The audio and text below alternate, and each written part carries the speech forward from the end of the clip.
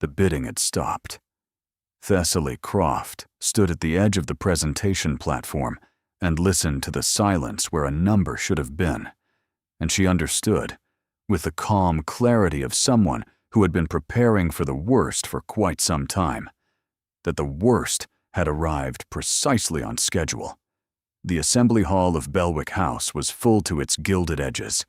Every titled lord, every ambitious second son, every merchant with new money and careful aspirations had come tonight, drawn by the spectacle of the midsummer marriage presentation, which was what Lord Beckwell called it in his engraved invitations, and what everyone in London privately called an auction.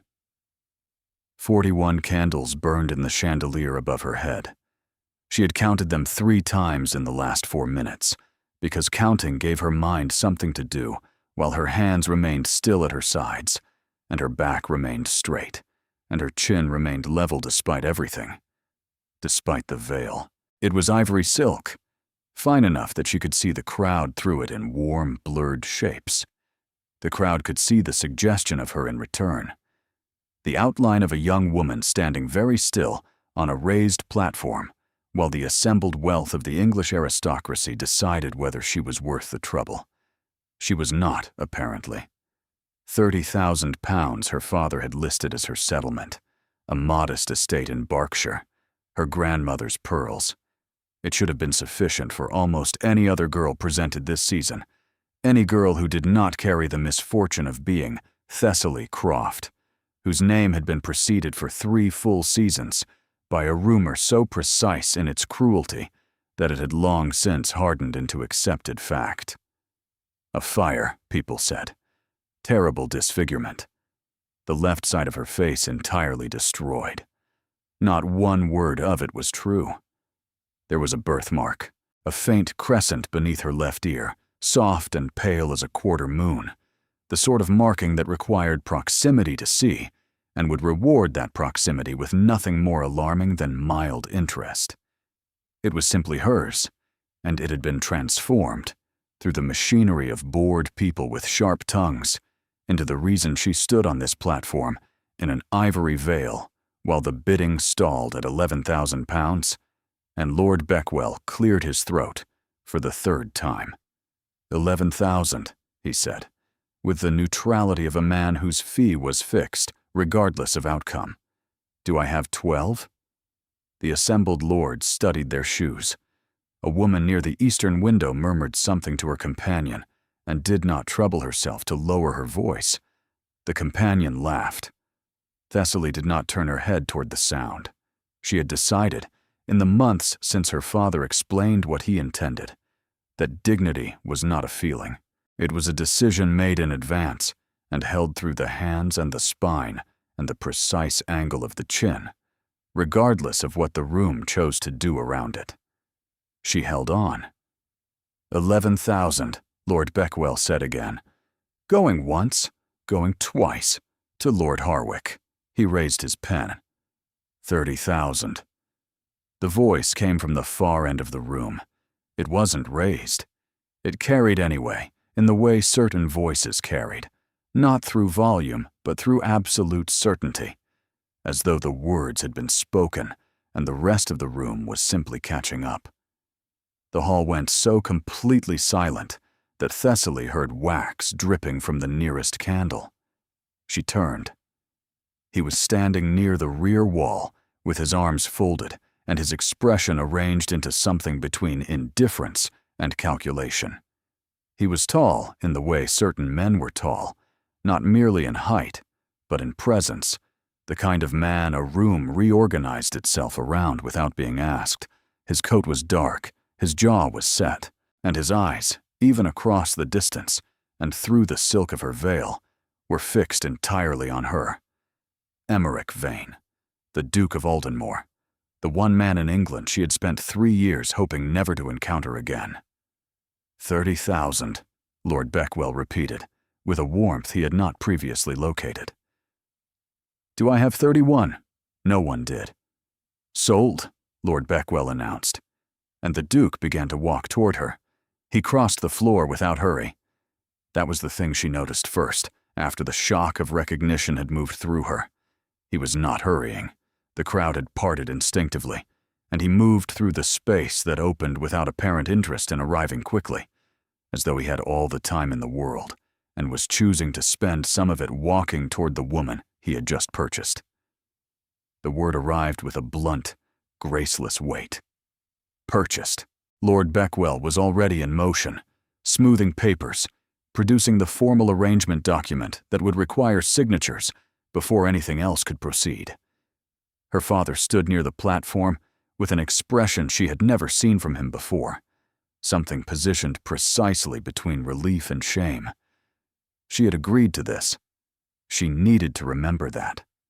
She had sat across from her father in the study at Croft House, listened to the number the family owed, looked at her mother's face, and said yes.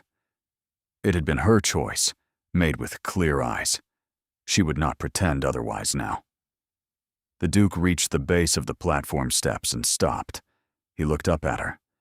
Through the silk, she could not read his expression precisely, but she could see the quality of stillness in him, the way he had gone completely motionless with his attention fixed on her face, in a manner that not one other man in the room had managed. They had looked at her veil and seen the rumor behind it. He was looking at her as though he was trying to see through it, and that difference was so complete that something small and unwanted moved in her chest before she could prevent it. She addressed it immediately. "Miss Croft." Lord Beckwell appeared at her elbow. "His Grace has concluded the arrangement. If you would follow me to the receiving room, the papers can be signed and witnessed." "Here," the Duke said. Lord Beckwell blinked. "I beg your pardon, Your Grace?" "The papers will be signed here." His voice was even and final. "In front of the full assembly. I will not have the arrangement questioned later on grounds of informality." Lord Beckwell looked at the Duke with fresh assessment and reached for his pen without further comment. The room was very still. Everyone in it was watching. The Duke turned to acknowledge her father with a brief nod, and then turned back to Thessaly and extended his own hand to help her down the steps. Not a footman, his hand. His more gloved, steady, offered without explanation. She looked at it a moment too long. Then she placed her fingers on it and stepped down, and the room made a sound that was not quite a murmur and not quite an exhale, the sound of 47 people revising their assumptions at the same moment. The papers were signed, her father's signature, the Duke's, 2 witnesses, 4 minutes, and it was binding. Lord Beckwell announced the arrangement with an enthusiasm he had not previously displayed. Miss Thessaly Croft of Berkshire, and His Grace the Duke of Aldenmore. Crispin Welford caught her eye from across the room. He was standing near the eastern column, as handsome as she remembered, and as effortlessly composed. He was looking at her with an expression that made her feel faintly ill once she interpreted it correctly. It was pity. Tasteful, carefully measured pity. The sort that communicated she had done what circumstances required, and he was sorry for her. He had never once, across 3 years of county assemblies and mutual acquaintance, asked what her circumstances actually were. She looked away. "Miss Croft." The Duke spoke quietly enough that only she could hear it. She turned and found him closer than she had registered, close enough to see the faint tension at the corner of his mouth that suggested the evening was costing him something he had not originally accounted for. "I'm going to lift your veil," he said. "Now, before we leave this room." She kept her breath even. "Why?" "Because I intend to know precisely who I have made an arrangement with." A pause. "And because you would prefer to have it removed publicly, rather than spend 3 months as the subject of speculation in every drawing room in London." He was entirely correct. She despised that he was entirely correct. "Then do it," she said. He reached up and lifted the silk with a steadiness that surprised her. For the first time in 4 months, Thessaly Croft stood in a room full of witnesses with nothing between her face and the world. The Duke looked at her. Something passed through his expression, swift and controlled, contained before it could fully form. Not disappointment, not the satisfied calculation of a man confirming a transaction. Something older, something that looked, in the instant before he closed it away, remarkably like recognition. He knew her. She could see it happen, the small adjustment of his eyes, the fractional shift, and then the careful stillness that followed when a man realizes he has shown more than he intended. "Well," he said very quietly, and nothing else. And in that single word, in all the things it did not say, Thessaly understood that whatever she had steeled herself to endure this evening, it was not going to be what she had prepared for. The receiving room at Belwick House was small and furnished with the confidence of a previous generation's taste. Chairs that had become merely old, a writing table near a window where rain fell against the garden hedges. A fire had been lit earlier and had since declined to embers that gave light without warmth. Thessaly stood near the window. The Duke stood near the closed door. He did not speak immediately. She waited, because silence was only uncomfortable if you decided it was, and she had made no such decision. Behind the closed door, the sounds of the assembly had dropped to something muffled and distant, and they were alone together in a room that was not large for the first time in 3 years. "You recognized me," she said. "Yes." "You had not expected to find me here." "No." He moved toward the cold fireplace and stopped there, which put a more manageable distance between them. "Your brother mentioned some months ago that the family had encountered difficulties. He did not tell me the extent." He would not have. Piers was loyal and proud in the way of men who connected both qualities so closely they could not distinguish one from the other. "How did you know it was me through the veil?" A moment of deliberation passed behind his eyes. "You hold yourself in a specific manner when something costs you," he said. "Your right hand folds over your left, at your waist. You are not aware of it." She looked down. Her right hand was folded over her left at her waist. She separated them and said nothing. "You could have withdrawn the bid," she said. "I could have. Why did you not?" He was quiet in the way of a man who had the words and was deciding which ones to use. "Because the alternative was watching you stand on that platform until Beckwell conceded and sent you home." She had prepared herself for condescension, for the smooth reasonableness men of his standing deployed when they wished a woman to feel grateful for something that should not require gratitude. She had not prepared for honesty offered without ornamentation. "That is a description of events," she said, "not an answer." "It is the only answer I have at present." He turned from the fireplace to face her fully, and something was different in his expression now, something less armored than anything she had seen across 3 years of acquaintance. "Miss Croft, I am aware that you have not thought well of me since the Whitfield Assembly, since I spoke with Frederick Ashby after your dance with him, and he did not call on you afterward." The floor shifted beneath her. She had not expected him to name it directly. Piers had told her, months after the fact, and with visible reluctance, that Emmerich Vane had spoken to Frederick Ashby following her dance with him at the Whitfield Assembly, and that whatever had passed between them had ended Ashby's interest with the finality of a locked door. She had spent 3 years with that knowledge, and no adequate way to use it. "You said nothing afterward," she said. "You allowed me to believe you had acted out of contempt." "I said nothing because explaining my reasoning would have required explaining what I knew about Ashby, and that conversation would have damaged you far more than the one you constructed on your own." "What did you know?" The pause was precise rather than reluctant. "That he owed money to 5 creditors, in amounts he had no visible means of resolving," he said.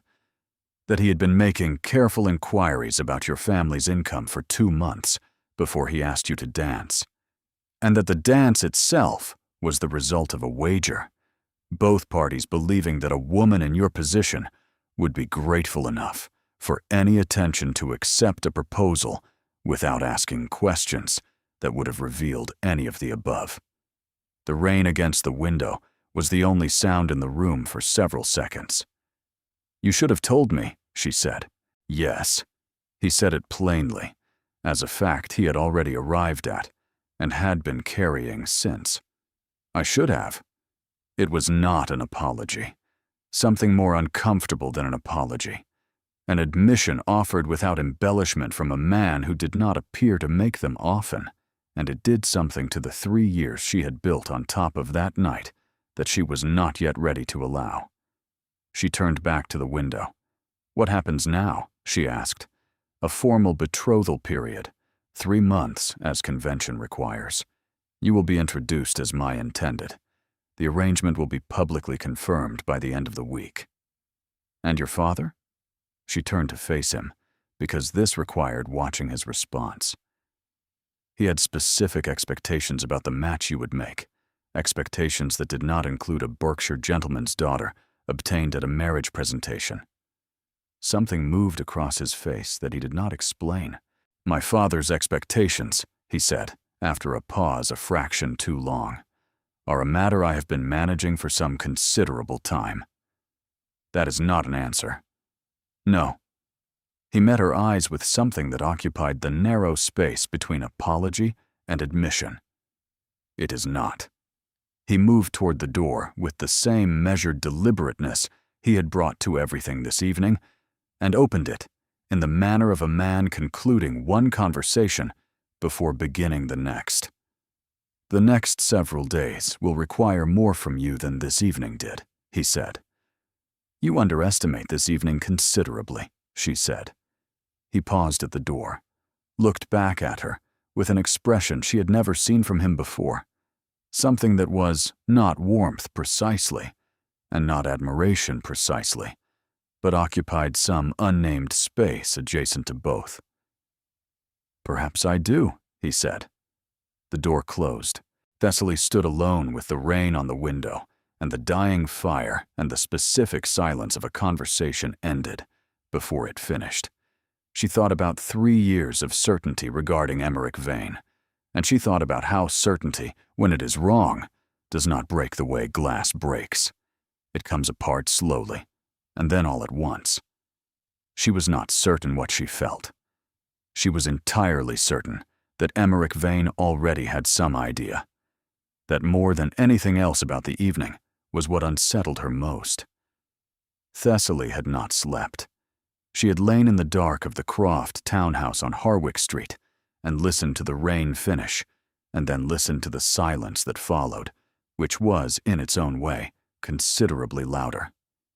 By the time gray light gathered at the curtains, she had already dressed without ringing for her maid, pinned her hair with the mechanical competence of a woman who had learned not to depend on help being available, and seated herself at the writing desk with a blank page before her and nothing adequate to put on it. The letter to Piers could wait. She had no idea yet what she would say to him. Her mother found her there an hour later and said nothing, which was more honest than anything either of them could have managed with words. She set a cup of tea beside the inkwell, pressed Thessaly's shoulder once with one hand, and withdrew. That was the entirety of the morning's comfort, and Thessaly found it sufficient because she knew her mother well enough to understand. It was everything she had to give. The first caller arrived at 10:30. Lady Harwick Dunmore was a woman of comfortable opinions and an extensive social memory, the sort who attended every significant event in London, not out of enjoyment, but out of a professional commitment to knowing things. She had been at the midsummer presentation the previous evening. She wore that fact, the way she wore her mourning brooch, prominently and without apology.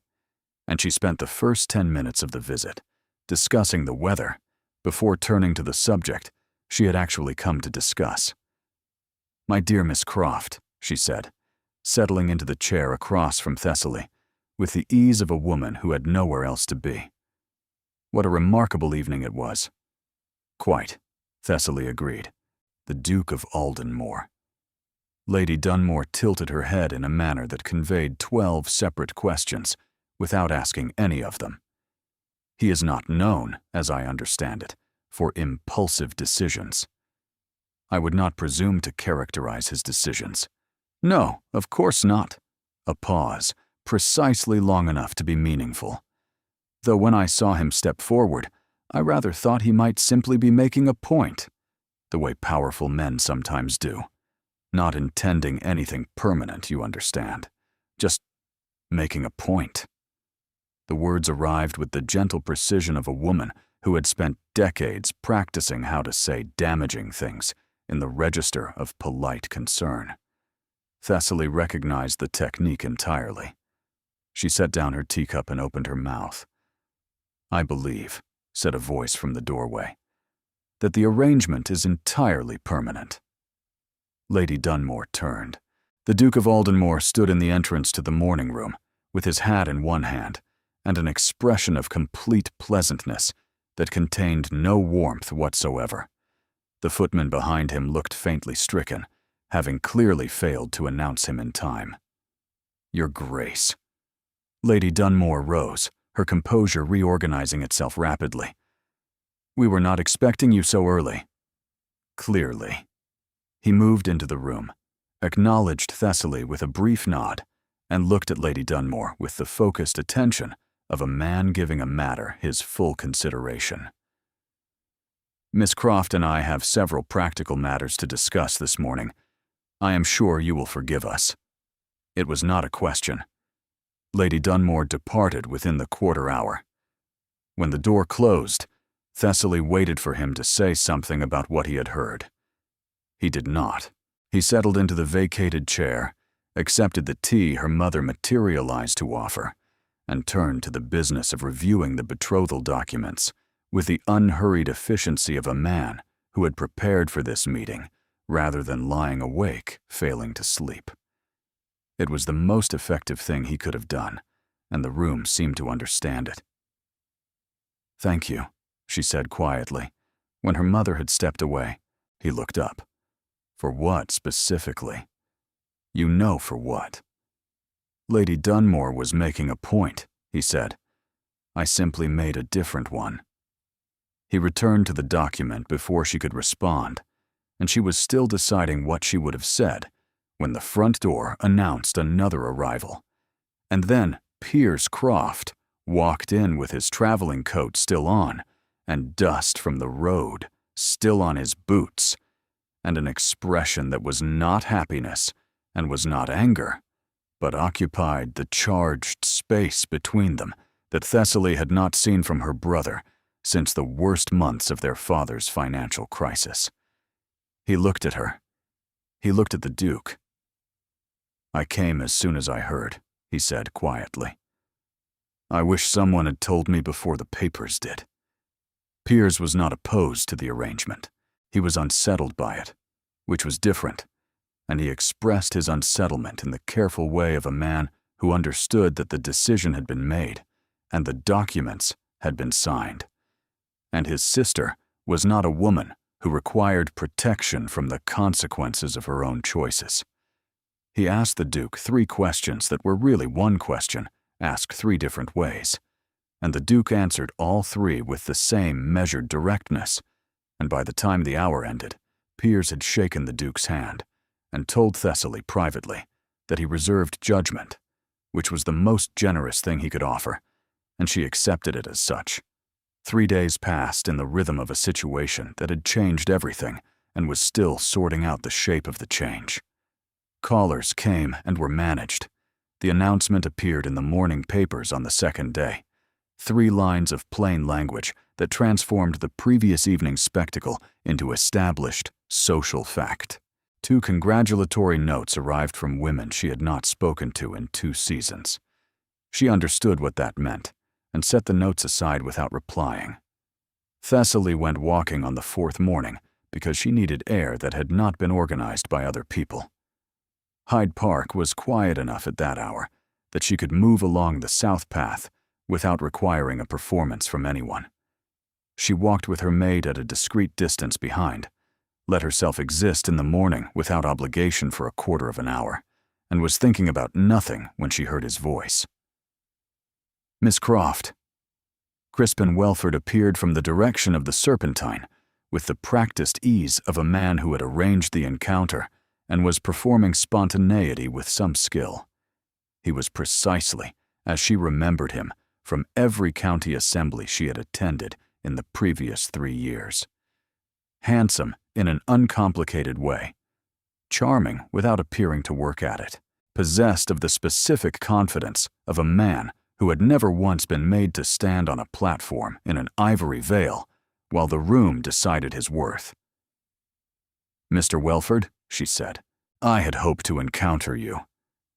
He fell into step beside her in the casual way of an old acquaintance, though they had never been anything approaching friends. "I wanted to offer my congratulations, and perhaps my concern." "Your concern is not required." "Perhaps not, though I find it difficult to suppress when a woman I have known for some years makes a decision so rapidly."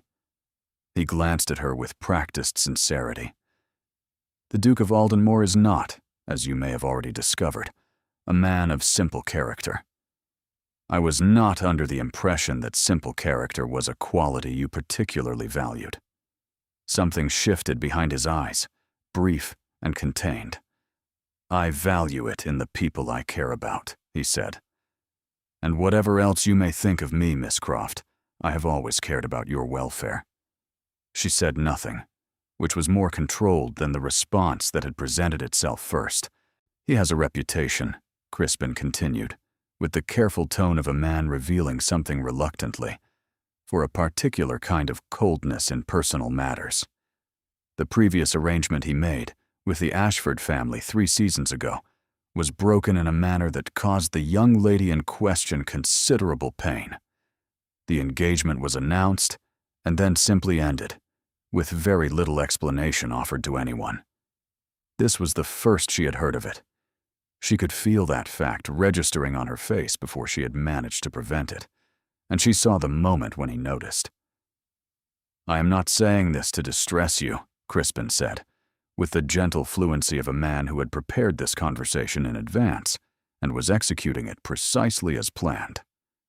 "I am saying it because I was not paying adequate attention to you 3 years ago when I should have been, and I find myself unwilling to make the same error twice." "Meaning?" she said. He stopped walking, looked at her with an expression she had once, at 20 years old in a candlelit county assembly room, genuinely mistaken for something real. "Meaning that if you are uncertain about this arrangement in any way, if any part of you questions whether it is truly what you want, I am in a position to help you consider your options. My family has connections. Arrangements can be disputed. There are avenues you may not have considered. The arrangement is not in question," she said. "Not at present." His voice was quiet and carefully calibrated to sound like nothing other than concern. "But these things have a way of becoming complicated, and when they do, I want you to know that I am someone you could turn to." She looked at him. This man who had sat 3 feet from her at a supper table in Berkshire and talked across her for the better part of 2 hours as though she were part of the furniture, who had danced with her once at the Whitfield Assembly and spent the entire dance discussing his own prospects with visible enthusiasm, who had not, in 3 years of county proximity, once directed a conversation specifically and genuinely at her until the morning after she appeared in the papers as the future Duchess of Aldenmore. "Mr. Welford," she said, "I think we both understand the nature of your interest well enough that neither of us needs to perform around it." His smile rearranged itself into something flatter and more careful. He opened his mouth. A footstep on the gravel path behind her announced the Duke, who had apparently been considerably further down the path than she had realized, and was now approaching with his hands clasped behind his back and an expression of absolute pleasantness that contained, as she had already learned, no warmth whatsoever. "Welford," the Duke said, with the courtesy reserved for an acquaintance encountered in a public space, and not one additional thing. Crispin's jaw was tight. "Aldenmore." The silence between them lasted 4 seconds, and communicated considerably more. "My fiancée," the Duke said, extending his arm to Thessaly with the calm deliberateness of a man making a considered move, "promised to show me the east path, if you will excuse us." Thessaly took his arm. She did not look back. They walked in silence for a full minute, and when she glanced at the Duke's profile, she saw the muscle working steadily in his jaw. Not indifference. Not from the moment he had registered Crispin Welford standing beside her on that path.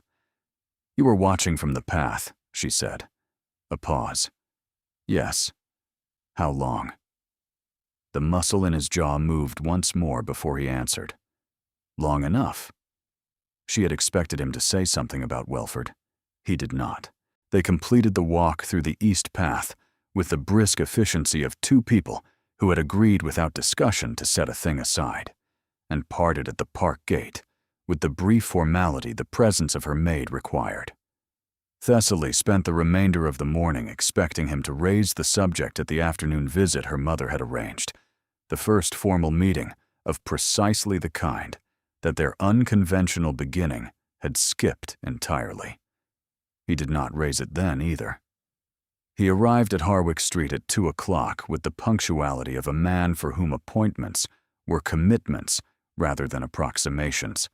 Her parents were present for the first 40 minutes, her mother managing the tea with the composed efficiency of a woman who had identified an ally and intended to keep him, and then both her parents withdrew to the far end of the house with the slightly too deliberate ease of people who had agreed to provide the appearance of propriety without insisting on its substance. The afternoon light came through the west windows at the angle that made the room look warmer than it was. "Welford told me something," she said, because waiting had never suited her, and she had been waiting since the park. "About a previous arrangement. The Ashford family, 3 seasons ago." He looked up from the copy of the betrothal terms he had brought to review, with the expression of a man who had been expecting this question, and had arrived at the visit having already decided how he intended to answer it. "That arrangement ended," he said, "because I ended it." He implied the ending caused the young lady pain. It did. He held her gaze without difficulty. "A decision I made deliberately, for reasons that were sufficient at the time, and remain so now. The young lady has since married a man considerably better suited to her than I would have been. I do not believe she disagrees with that assessment." "And you feel no remorse?" "I feel regret for the pain the ending caused," he said. "That is different from remorse." He set the documents aside. "I had agreed to the arrangement because my father required it. I ended it when I understood that proceeding would mean building something intended to last on a foundation I could not honestly support." He paused. "I'm aware that raises more questions than it resolves." "It does, rather." "I can resolve some of them, in time." His eyes were level and serious, and gave nothing away that he had not decided to give. "Not all of them, today." She accepted that with more grace than she had expected to find available, and was still arranging her response when she noticed his hands. He had set them on the arms of the chair in the relaxed way of a man not thinking about them, and the afternoon light caught the ridge of scar tissue along the knuckles of his right hand, pale and long-heeled and clearly extensive, running from the base of his index finger across the breadth of his hand toward his wrist. She looked at it. He did not appear to notice. "May I ask," she said carefully, "how you came by that?" He looked down at his own hand, as though briefly surprised to find it there. Then something happened in his expression, small and involuntary, the first thing she had seen from him in this room that he had not entirely intended to show her. It passed quickly, but it had been real. "A fire," he said. "When I was 16. She waited. "The East Stable at Aldenmore caught one January," he said, in the even tone of a man who had organized a memory carefully so that it would not sound like what it actually was. 2 horses inside, and my brother Corvin, who was 11 and had followed the stable hands out against my mother's explicit instruction and then become confused in the smoke. He stopped. "The horses managed on their own. Corvin required assistance." The room was very quiet. "You went in after him," she said. He was 11 years old. He said it as though that were the complete explanation, which she supposed it was. He looked at his hand with the brief, assessing glance of a man who had not thought about a thing in some years, and was now thinking about it because someone had made him. My father said afterward that it had been reckless. "It was reckless," she said. "Yes." Something moved at the corner of his mouth, arriving before he had managed to contain it. Corvin said it had been impressive. He was considerably better company on the subject than my father. It was the first time she had heard him speak of anyone with that quality of quiet warmth, unhurried and completely unmanaged, and it arrived so unexpectedly that she did not arrange her expression in time. His eyes found hers. The warmth was still there, faint and carefully held, but present. He saw that she had seen it. She expected him to close it away. He did not immediately. "Thessaly," he said. It was the first time he had used her given name in a room that was neither formal nor in crisis, offered without any reason beyond the choice to offer it, and it landed in the space between them with a weight that neither of them immediately addressed or moved to diminish. She stood, not because she needed to leave, but because she needed to move, needed some physical action to absorb what the afternoon had become. "I should let my mother know you were preparing to leave," she said, which was not true, and they both knew it. She crossed toward the door. He let her go without a word. She had her hand on the doorframe when his voice reached her. "Thessaly." She stopped. "Welford's family," he said, with the deliberateness of a man who had been deciding for some time whether to say a thing and had arrived at his decision, "has owed my family's bank a considerable sum for the better part of 2 years. A pause. "I thought you should know that before the next time he presents himself as someone with no stake in the outcome." She stood in the doorway for a moment without turning around. Then she nodded once, very slightly, and went to find her mother. Behind her, the room settled into silence, and Emmerich Vane sat in it without moving to resolve it, which was, though he would not have described it in these terms, a rather significant change from his ordinary practice. The Pemworth dinner was the first real test of it, not the betrothal itself, which had by now been announced, discussed, dissected, and absorbed into the general fabric of the season's gossip. The test was this: 34 people seated at a long table under candlelight, all of them watching to see whether the Duke of Aldenmore looked at his future Duchess the way a man looked at something he wanted, or the way a man looked at something he had concluded was necessary. These were 2 very different things, and the people seated at that table had spent enough years in drawing rooms to know the difference at considerable distance. Thessaly sat 3 places to the Duke's right, close enough to be aware of him at all times, and far enough that their conversation required effort. She had worn her best evening gown, deep blue with a narrow trim of silver, that her mother had pressed and repressed that morning until it was as close to perfect as good fabric could become. She was aware of being looked at. She had been looked at for 4 seasons. She had learned to hold it the way you held a book you had already read, present in your hands but not requiring your full attention. The first 2 courses passed without incident. Thessaly ate, answered questions about the Berkshire estate when they were asked, and watched the room from the composed remove of a woman who understood that tonight required a performance and had come prepared to give one. On the third course, Crispin Welford spoke from across the table. "I must confess," he said, "to the table generally, and no one specifically, which was the particular technique of a man who wanted witnesses, but not accountability, that I find myself still thinking about the midsummer presentation. What a singular event it was. Several guests looked up, a few looked at Thessaly, most looked at the Duke. Singular, someone agreed, in the careful neutral tone of a person not yet certain which side of the conversation was safer to occupy. "I mean no offense, of course," Crispin continued, with the fluent ease of a man who meant precisely as much offense as he had measured out in advance. "Only that one wonders whether the manner of the arrangement does full justice to everyone involved. A woman of Miss Croft's quality, presented in such a way." He paused, appearing to search for the word. "It seems rather unfortunate." The table went quite still. Thessaly set her fork down with the deliberateness she hoped looked like composure rather than the management of her hands, which were not entirely steady. She drew breath to respond.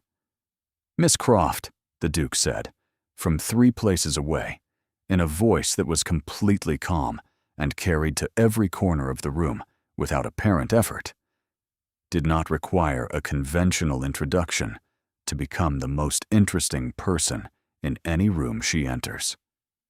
Several people looked at him with the expression of people who had just heard something they intended to repeat. "I have known her for 3 years, he continued, as though the table had invited him to elaborate, which it had not, but which no one was about to interrupt. "I was aware, in that time, that the introduction I wished to make was not one she would have permitted under ordinary circumstances. The midsummer presentation, whatever anyone may think of its form, gave me an occasion I would not otherwise have had." He looked directly at Thessaly then, with a directness that had nothing performed about it. "I consider that a considerable piece of good fortune." The table had the quality of a room holding its collective breath. Crispin's expression remained smooth and uninformative. "How very romantic," he said. "I find it so," the Duke said pleasantly, and returned to his dinner as though the matter were fully settled.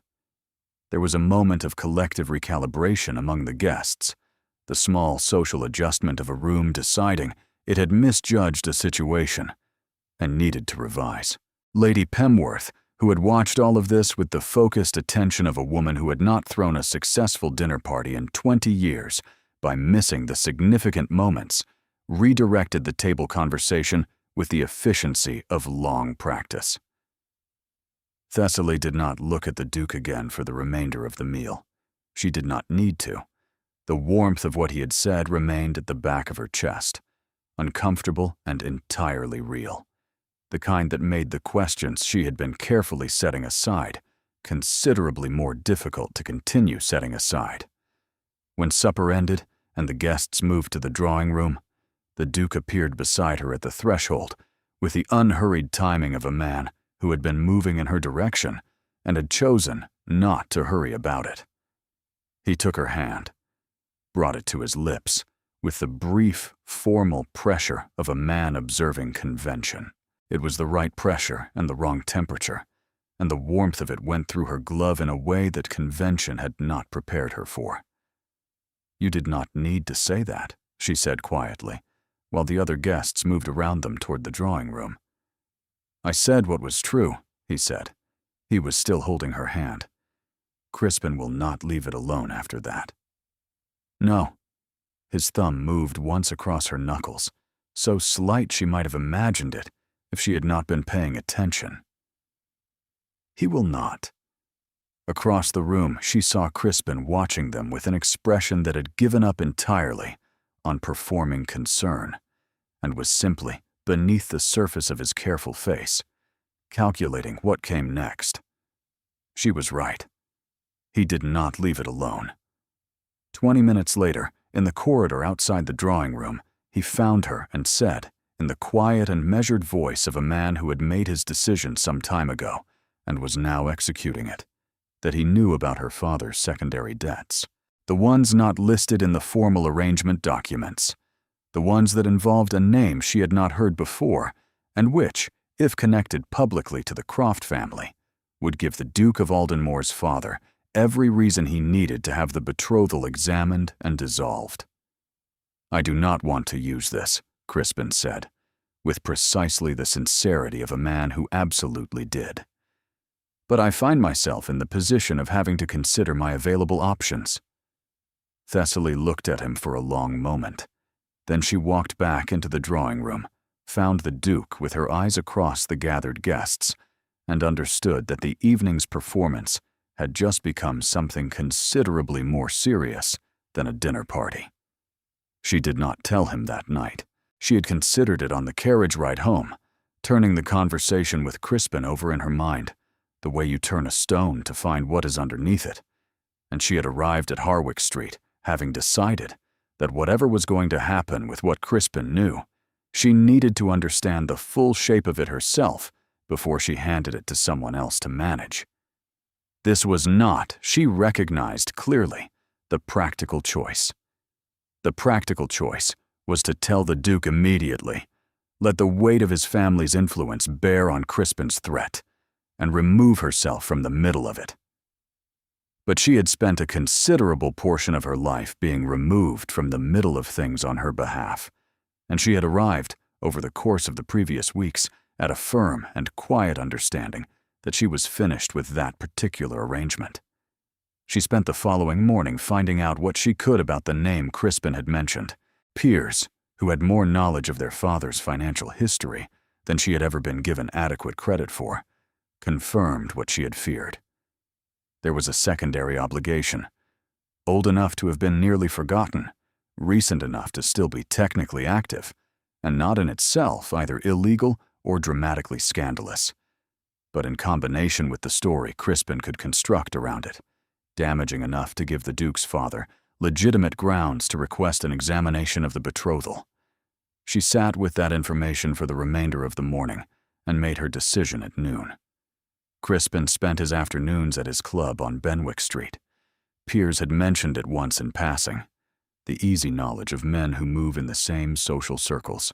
Thessaly arrived at the street outside at 2:30, left her maid at the corner with instructions firm enough to be obeyed, and waited with her hands at her sides and her back straight and her chin level, which was the posture she had decided upon in the midsummer presentation auction hall and which had served her adequately since. He emerged at 3:00. She had positioned herself in the clear sightline of the door, and she watched his expression move through surprise, then assessment, then the settling of a man who had decided the situation was operating in his favor. "Miss Croft," he said, coming toward her with a smile that was almost genuine. "This is unexpected." "I expect it is," she said. "I would like to speak with you." "Of course." He glanced at the street around them, at the absence of her maid, at the particular quality of her posture, and recalculated. Though perhaps somewhere more private. "Here is sufficient," she said. He looked at her, looked again, with the more careful attention of a man who had expected a negotiation and was beginning to wonder whether he had entirely misjudged the terms. "You know," she said, "that what you described to me last evening would not dissolve my betrothal. It would complicate it, which is precisely what you want, because a dissolution serves you only if you can position yourself as the solution to it. A complication keeps me uncertain and keeps you relevant." She held his gaze evenly. "I want you to understand that I see exactly what you are doing, that I have seen it since the park, and that I am not going to provide you with the uncertainty you require." Something shifted in his face. Not anger precisely, but the particular flatness of a man who has had his calculation read aloud and does not enjoy the experience. "You are making a mistake," he said quietly. "I have made mistakes," she agreed. "Spending 3 years hoping you would notice me was one of them. Mistaking your current attention for something real would be another. and I would prefer not to make it twice. Whatever information you believe you possess, you will do what you are going to do with it, she said, and I will address whatever results from that directly, without your assistance and without your involvement. His jaw was tight. He looked at her with the expression of a man recalculating at speed and not finding a line of approach that still led somewhere useful. You have considerably more confidence than your situation warrants, he said. Perhaps, she said. Or perhaps my situation is not what you have decided it is. She became aware, at some point during the last exchange, that she was not alone on the pavement. She turned to find the Duke standing some yards behind her, sufficiently still that she could not have said when he had arrived, with his hands clasped behind his back and an expression she had not previously seen from him. He had heard the last portion of it. She could tell by the nature of his stillness, the kind that came not from indifference, but from a man holding himself very carefully in check. "Welford," he said, stepping forward. Crispin looked between them. The calculation in his face had gone through several iterations and arrived at a place without a clean answer. "Aldenmore." "I believe," the Duke said, in the pleasant and final voice he reserved for conversations that were concluded, "that Miss Croft has said everything required. If you have anything further to communicate to either of us, you may do so in writing to my solicitor." He stopped beside Thessaly. "Good afternoon." Crispin had no available response. He left. The Duke stood with her on the pavement until Crispin had turned the corner and disappeared from sight. Then he turned to look at her, and whatever she had expected from that look, it was not what was actually on his face. Something she had no ready name for. Something that looked very much like a man seeing clearly for the first time, something he should have understood considerably earlier. "You came alone," he said. "I came to address my own situation," she said. "Which is what it was." Yes. He was quiet for a moment. In his eyes, behind the careful steadiness of them, something was working with considerable energy. "It was." He offered his arm. She took it. They walked back toward where her maid was waiting at the corner, and Thessaly understood, without either of them saying it, that something had shifted in the afternoon that was not going to unshift. He did not take her straight home. She noticed it when the direction of the walk changed, a small and deliberate adjustment that took them away from Harwick Street and toward the quieter end of the park. She did not comment. The afternoon had been the kind that required some space between it and the next thing, and she understood he was providing that space without making a point of doing so. They walked for a quarter of an hour, and she found, somewhat to her own surprise, that the silence between them was easy. Not the managed silence of two people deciding what not to say. The other kind, the kind that comes when two people have been through something and are walking alongside it together without needing to name what that is. "What you did this afternoon," he said eventually, without preface, "required considerable courage. It required information and a willingness to use it," she said, "which is not always the same thing as courage." "In my experience," he said, "they are more often the same thing than people allow." He looked at the path ahead, at the late afternoon light on the water. Welford had organized his approach around the expectation that you would be frightened. He was wrong. He organized his approach around the expectation that 3 years of being overlooked would have made me grateful for whatever attention presented itself, she said, which is a different error. He was quiet for a moment, and when she glanced at him, she saw that he was looking at her rather than at the path. "Yes," he said, "it is." The path curved toward the western edge of the park, where the trees were older, and the afternoon light came through them at the long angles of early autumn. They slowed without deciding to, the natural pace of a conversation finding its way toward something neither of them had yet named. "I owe you an explanation," he said. "About which part?" "About why I am still managing my father's expectations, rather than having settled the question of them." He stopped walking. She stopped beside him. I told you in the receiving room, the first evening, that it was a matter I had been managing. That was accurate. It was also less than the full account. She waited. My father has been unwell for the better part of a year, he said. Not critically, but in the way that makes a man consider what he is leaving behind and become very particular about the shape of it. He looked at her with the directness she had come to understand was his version of honesty stripped of qualification. He had identified a match he considered suitable, an alliance with significant political advantage to the family. When I made the arrangement at the midsummer presentation, I had not yet told him. I told him the following morning. What did he say? What you would expect. Something moved at the corner of his mouth, brief and not entirely without humor. He is a man of strong views, and the constitution to express them at length. We had a considerable conversation. He paused. I told him the arrangement would stand. She looked at him. You told him that the morning after the auction. Yes. Before you knew anything about me beyond my name, and a 3-year-old memory of a woman standing very still in a room that was being unkind to her. Yes. His eyes were level. Before any of that. The afternoon was quiet around them. Somewhere behind them, a child was calling to someone on the path, and the sound carried through the trees and was absorbed by them. And then there was only the light and the water, and the two of them standing at a point they had both been moving toward without quite acknowledging that they were moving. Why? She asked.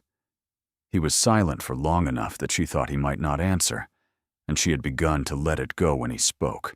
Because, he said carefully, the moment I saw you on that platform, with your hands folded the way they fold when something costs you, standing in a room that had decided to find you worthless, it was as though I had been operating for 3 years under a conclusion that I had never actually examined.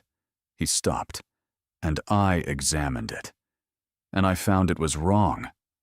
She was not able to arrange her expression before he saw it. Thessaly, he said, and the way he said her name had changed again, carrying a weight now that was not the weight of a choice, but the weight of a decision already made. She became aware that they were standing very close. She was not certain which of them had closed the distance without deciding to. But the distance was closed, and the afternoon was quiet, and his eyes were on her face, with the quality they had had through the silk of the veil on the auction floor. This is not, she said very quietly, a good idea. No, he agreed. It is not. He kissed her anyway. It wasn't the kiss of a man performing an arrangement. It was the kind that happens when a person has stopped arguing with themselves about something they have been arguing about for quite some time. And it was brief enough to be deniable and thorough enough to be absolutely undeniable. And when it ended, they stood in the quiet of the afternoon, with the full weight of it between them, and neither spoke. She looked at him. He looked at her. Well, she said, which was what he had said in the auction hall when he lifted her veil and recognized her. And she saw the moment he understood. She was using it deliberately, and the corner of his mouth moved. Well, he agreed. They walked back through the park in a silence that was neither uncomfortable nor simple, and would require, she understood clearly, some considerable reckoning in the morning. The light had gone golden by the time they reached the gate. He said goodnight at the pavement with the brief formality the presence of her maid required, and she watched the carriage move away and stood there a moment in the early evening with the quiet and particular knowledge that something had happened that was not going to happen in reverse. The morning came with pale light through her window, and the city below starting its day without requiring her involvement. She sat up in bed and looked at the empty room, and was aware of 2 things at once. That whatever had occurred in the park the previous afternoon had altered the shape of everything that came after it. And that Emmerich Vane, who had said her name like a decision already made and kissed her like a conclusion already reached, would spend the night deciding whether any of it could still be undone. She did not know yet whether she hoped he would decide it could not. She rather thought she did. He came to Harwick Street at 10 o'clock and asked to speak with her privately, which told her everything she needed to know about the quality of the conversation before it had begun. Her mother retreated to the hall with the unhappy efficiency of a woman who could read an atmosphere and had decided it was not hers to oversee. The door closed. The Sally sat in the chair she had occupied at every formal visit and looked at the Duke, who was standing rather than sitting, which was another piece of information she filed without comment. "Yesterday," he said, and stopped. "Yesterday," she agreed, and waited.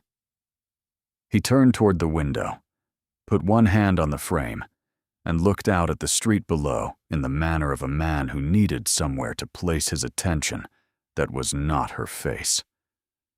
"What happened in the park was not something I intended. I know. It cannot be repeated." He turned back.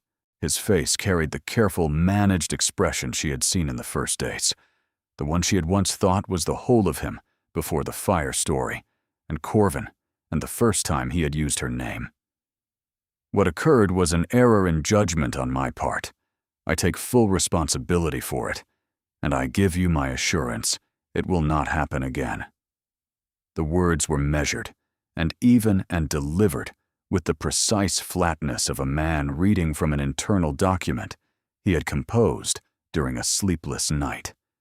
She recognized the technique because she had used it herself more than once when feeling was inconvenient and required management. "I see," she said. "I want to be clear that it does not alter the terms of our arrangement or my commitment to it. The betrothal stands exactly as agreed." "Of course. And I would not wish for you to feel," he paused. "That is to say, I want to ensure you understand that what occurred reflects no expectation on my part regarding how you should respond or what you are obligated to feel." "Emmerich," she said. He stopped. She had used his given name with a deliberateness that was different from anything she had done before, and she watched him register it, the small, involuntary adjustment of his face that he brought under control before it could fully form, but not quite, before she saw it. "You are frightened," she said. "I am being practical." "You are being frightened and calling it practical, which is something I have seen you do before, and which I have the impression you do quite regularly." She held his gaze without difficulty, because she had made a decision sometime during her own sleepless hours about how this conversation was going to go. "Something happened yesterday that you did not plan for and cannot neatly categorize. And instead of sitting with that fact, you have come here this morning to put it back where it was before it happened." His jaw worked. "The situation is more complicated than you may be fully accounting for." "I'm accounting for all of it," she said. "Your father and his expectations. Your family's position and what it requires. The arrangement and the unconventional manner of its conclusion. I know every element of the complication." She folded her hands in her lap, which was the posture she used when she needed to stay still. "I am simply noting that retreating behind the word practical every time something costs you something is not the same as resolving any of it." He looked at her, the careful face held, but behind it, in the eyes that had never quite managed to be as uninformative as he intended them to be, something else held as well. Something that had been present since the park, and was not going to be organized away by any conversation, however deliberately managed. "I cannot," he said quietly, "give you something I am not certain I am in a position to give. That is not a retreat. It is an honest account of my current limitations." "I am not asking you for anything," she said. "You are not asking," he said, "but you deserve to receive it. and I'm aware that you deserve it. And that awareness is precisely the problem, because it means that every time I look at you, I am reminded of the distance between what I feel and what I am actually in a position to offer you. And that is not a comfortable distance to occupy. The room was quiet for a moment with the weight of that. She had not expected him to say it so plainly. She had expected another layer of management and had prepared herself for it. The plainness of it moved through her chest in a way she had not fully accounted for. "Then stop occupying it," she said.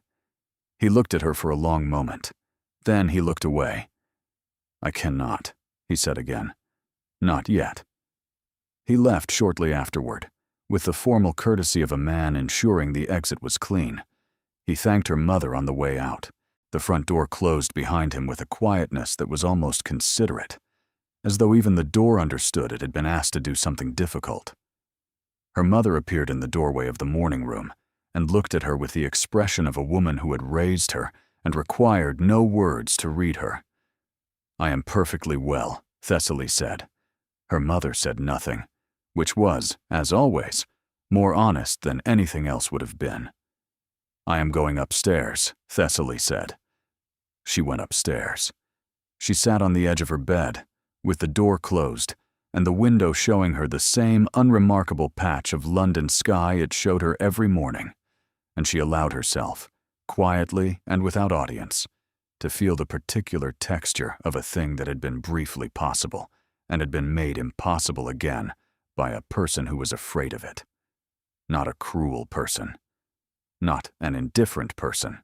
A person who was afraid of it, which was in some ways harder to hold than either cruelty or indifference, because it left nothing to be angry at, only something to grieve.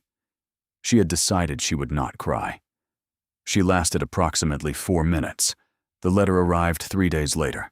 It was addressed to Gerald Croft in a hand Thessaly did not recognize, and her father brought it to her himself with the expression of a man who had read something he had not expected and was still in the process of deciding what it meant and what, if anything, he was going to do about it.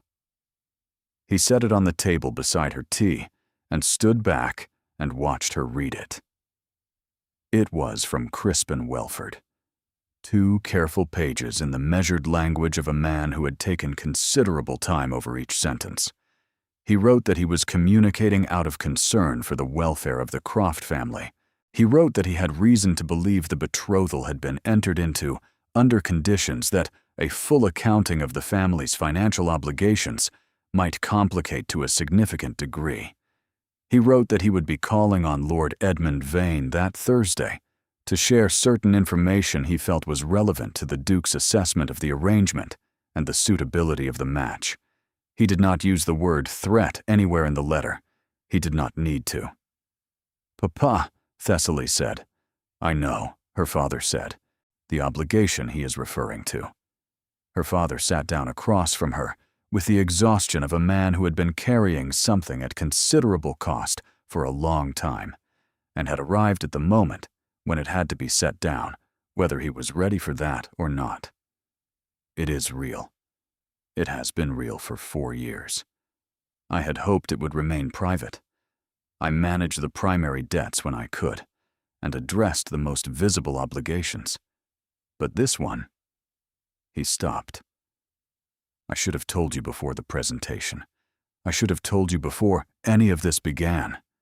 She looked at her father, at the lines around his eyes that had not been there 5 years ago, and felt the complex and not entirely simple tenderness of a person who loves someone who has made mistakes and has been trying, imperfectly and with limited resources, to manage the consequences of them while also protecting the people he loves from the weight of that management. "What does it amount to?" she asked. He told her.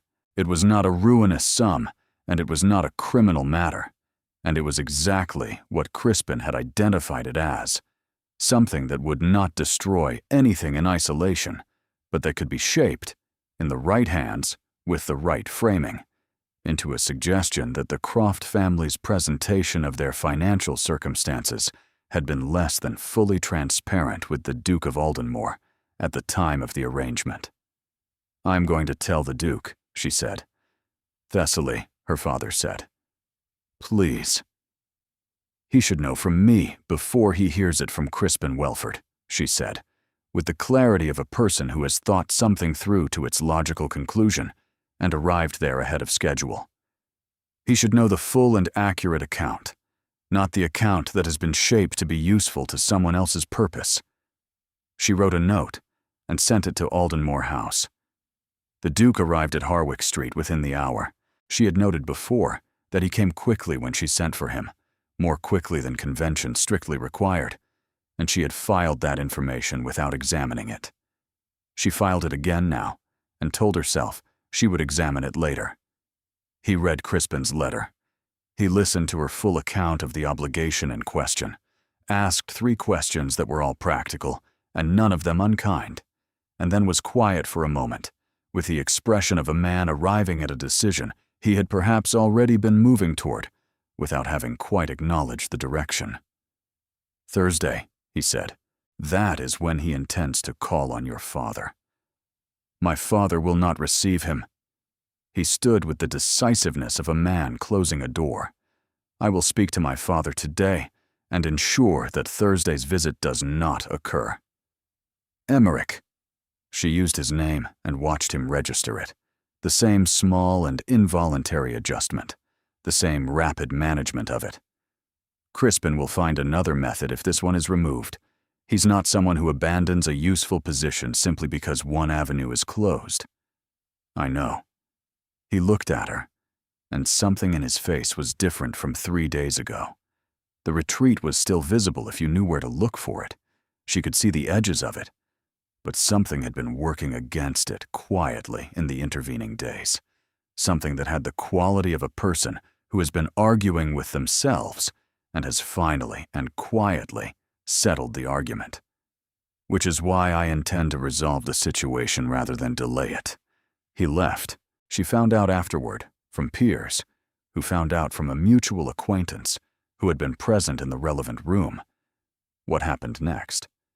The Duke went directly from Harwick Street to the club on Benwick Street, where Crispin Welford spent his afternoons, and he walked into the reading room where Crispin was sitting with 2 other members.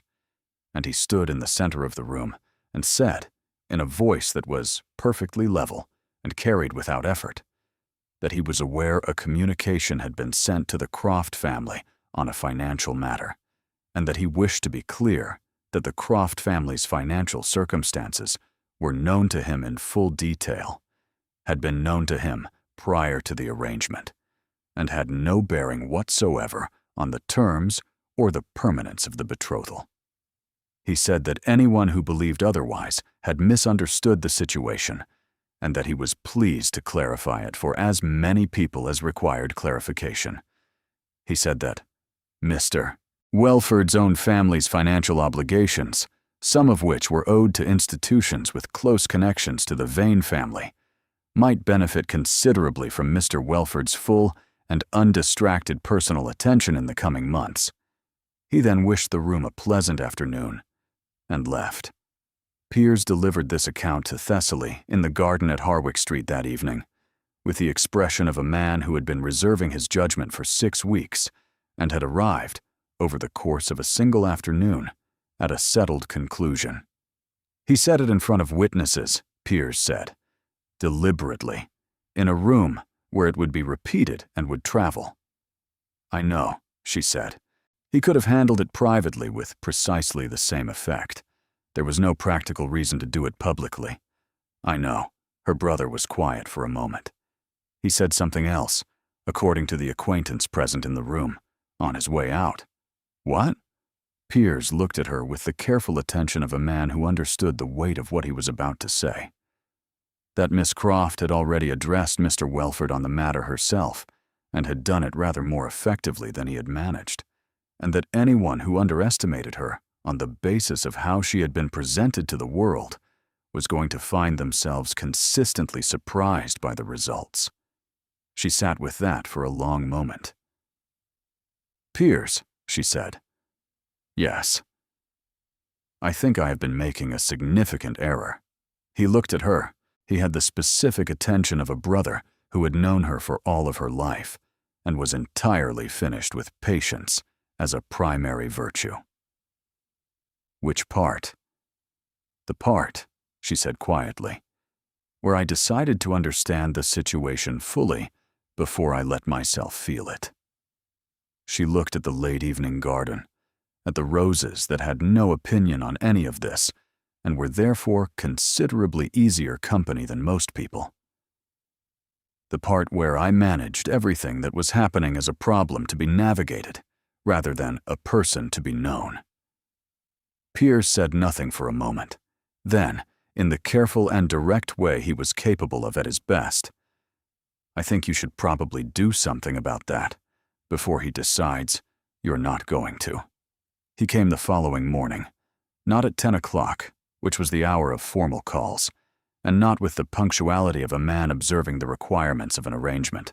He came at 8:30, before the city had fully organized itself for the day, and when the footman brought the cart upstairs, Thessaly was still in her wrapper, with her hair half-pinned, and the morning's tea cooling untouched beside her at the window. She told the footman to show him to the garden. She gave herself no more than 5 minutes to finish dressing, pinned her hair with the efficiency of a woman who had learned to rely on herself, and descended to find him standing among the late summer roses that the Croft garden produced, with more enthusiasm than the family's circumstances perhaps warranted. He was not wearing his hat. His coat was the riding coat, rather than the one he wore for calls. He had the look of a man who had left his house quickly and had not stopped to consider the impression he was making, which was an impression she had not previously seen from him, and which she found, unexpectedly, that she preferred to all the others. "You went to the club," she said from the garden doorway. He turned. "Yes." "You said it publicly, in front of witnesses." "I said what was true." He came toward her across the morning garden and stopped at a distance that was slightly closer than their recent history had occupied. "I said it where it would be heard, because Welford's approach depends on the threat having weight, and I wanted to remove the weight." "You also said something else." She held his gaze. "About me. I would like you to say it to me directly." Something moved across his face. I said, what was accurate. "Emmerich."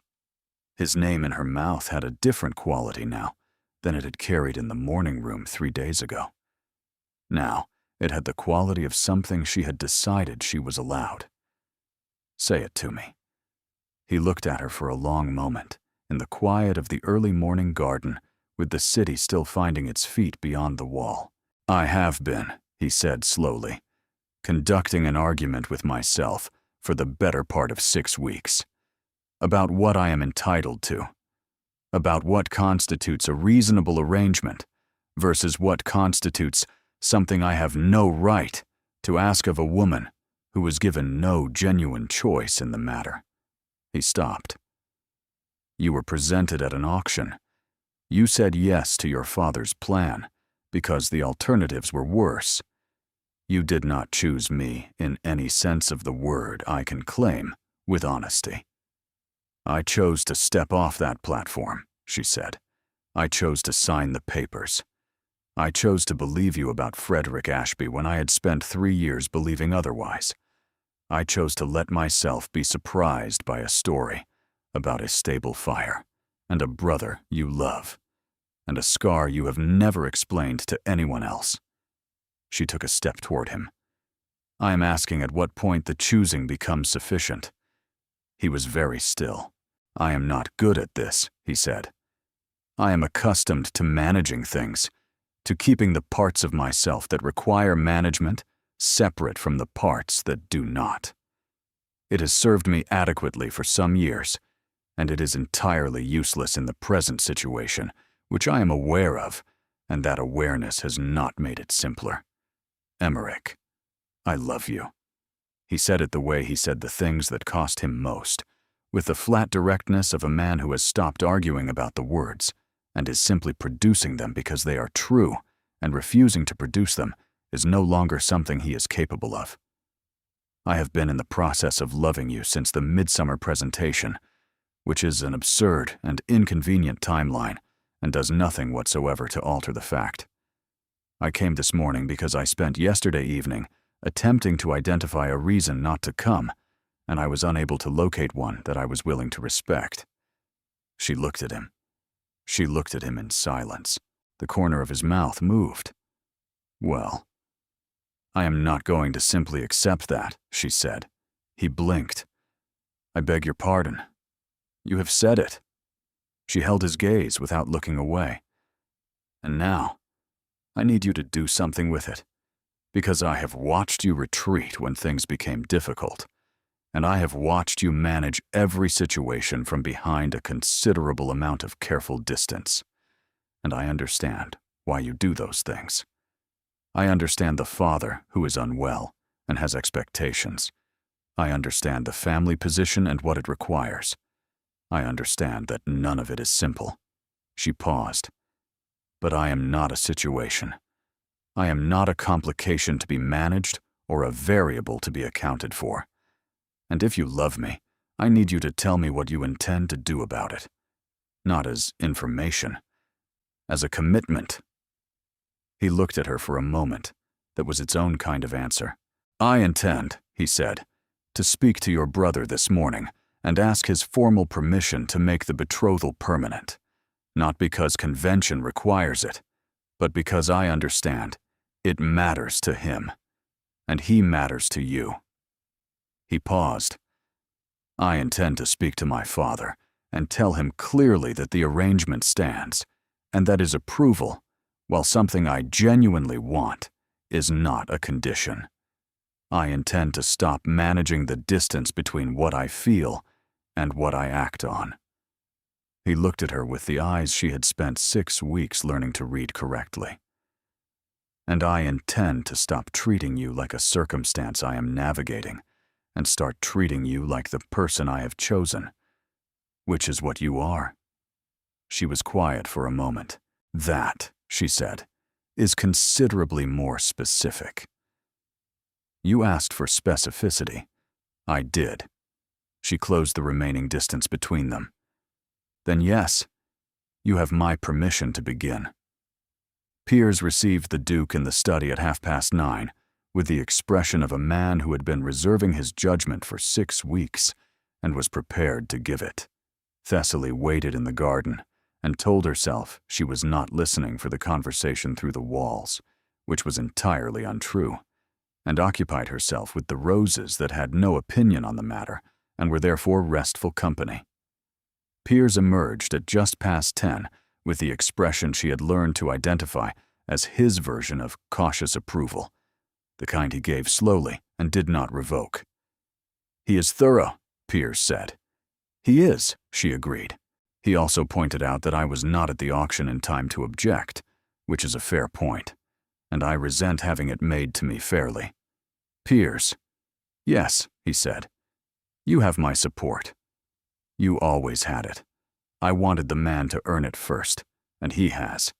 He paused with the look of a person who has been working toward a conclusion, and arrived at it with some relief. He has earned it rather conclusively, actually. The Duke came into the garden then, and Piers shook his hand with the warmth of a man who had made up his mind, and went inside with the tact of a brother who understood when a conversation was meant for two. Well, she said. He was thorough also, the Duke said, in the morning garden. 4 questions, all the same question expressed differently. We got on considerably better after I acknowledged that. She laughed. It was the uncalculated laugh, the one she had not been able to manage around him for the first weeks, and he looked at her when she laughed with the expression of a man who has been given something he had not known he was waiting for and intends to keep it. What followed was not simple. She had not expected it to be, and she had not wanted it to be, because simple things have a way of being fragile, and she had no interest in fragile. Lord Edmund Vane expressed his views on the matter with the full force of a man who had strong opinions and the constitution to sustain them at length, and the conversation his son described to her afterward as the most difficult of his adult life produced 11 days, during which no word came from Lord Vane, before a letter arrived that was not warm and was not approval and was sufficient, which was exactly what Emmerich had told her to expect, and which she accepted with clear eyes as a beginning rather than an ending. Crispin Welford left London before the month was out. Certain creditors had apparently become more immediate in their attention to the Welford family's standing obligations, and the timing was considered unsurprising by those who understood the relevant connections. The wedding was in October, at the church near the Berkshire estate, with the light coming through old windows at the angle that made everything look warmer than it was, which was perhaps sufficient. Small and specific, and entirely without the ceremony the Duke of Aldenmore's wedding was supposed to represent. It was precisely the wedding Emmerich had described when she had asked him, one quiet evening, what he actually wanted, and she had believed him. Corvin Vane, who was now 24, and who possessed an enthusiasm for his brother's choices that he expressed without any apparent self-consciousness, stood at the Duke's side through the service with an expression of such undisguised satisfaction that Thessaly liked him completely before she had exchanged more than 6 words with him. He reminded her of Piers in the best possible way. Her father gave her his arm at the church door and looked at her with everything he could not say, organized carefully behind his eyes, and she pressed his arm once, and they walked forward together into the light. Lord Vane did not attend. Emmerich's mother did, and she wept with the quiet efficiency of a woman who had spent a lifetime feeling things carefully and privately, and had decided that on this particular occasion she was willing to feel them slightly less privately than usual, which Thessaly considered the most generous gift anyone had offered all day, and said so afterward. 2 years later, on a bright evening in November, Thessaly stood near the east windows of the Assembly Hall of Belwick House, which Lord Beckwell had given over for the season's charitable opening, and watched the same room fill with many of the same faces she remembered from the night of the midsummer presentation. The chandelier above held 41 candles. She had not counted them. She no longer needed to count things to keep herself steady. "You are looking at the chandelier," said her husband from beside her. "I counted those candles on the evening of the presentation," she said, 3 times, to give my mind something to do while my hand stayed still. "I know." He stood beside her and looked at the chandelier with the attention he gave most things, thorough and unhurried. "I watched you do it. You were the only person in the room who was genuinely still. Everyone else was performing some version of themselves, and you were simply—" He stopped. "There, present in a way that had nothing to do with the occasion. I was terrified," she said. "Yes." He looked at her then, the way he looked at her now, which was without any of the management she had catalogued across the first 6 weeks. "So was I. I walked across that floor, and I was absolutely terrified the entire way." Across the room, someone laughed at something, a bright and uncomplicated sound that moved through the assembled guests and was absorbed into the warmth of the evening. "Do you regret any of it?" she asked. He considered the question with the seriousness he gave to questions that deserved it. "I regret the 3 years I spent deciding that what I was entitled to want was the same as the truth," he said. "I regret not explaining about Ashby when I should have. I regret the morning I called what happened in the park a mistake, because it was not a mistake, and I knew it. And I called it one anyway, because I was afraid." He paused. "I do not regret a single thing that followed from the evening I walked across that floor and chose you, including the difficult parts." He looked at her. "Especially those." She turned toward him, and he was already facing her. "You chose me," she said. It was the thing they returned to sometimes, not as a question, but as a place to stand from which everything else could be seen clearly. "Before I was brave enough to say so," he said. "Yes." Around them, the room performed the ordinary business of a society evening, and they stood in the middle of it together. And when Lord Beckwell appeared across the room moving in their direction, with the ease of a man who had not forgotten his most profitable evening of the previous decade, and intended to say hello.